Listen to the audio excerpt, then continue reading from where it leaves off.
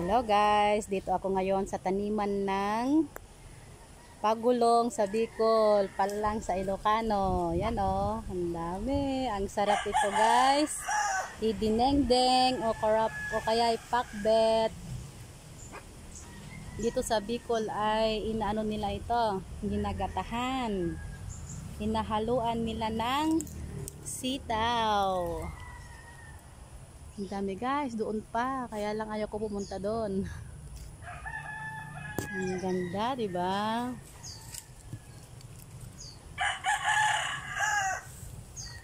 Mahal ngayon ng gulay, kaya swerte man nito, may-ari nito. Ang daming bunga. Yan guys, oh.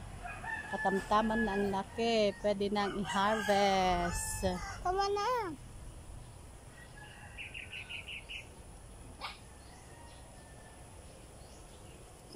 Gusto nyo rin ba ng ganyan? Palang, ang sarap niyan guys. Oh, dito oh, ang luwang oh.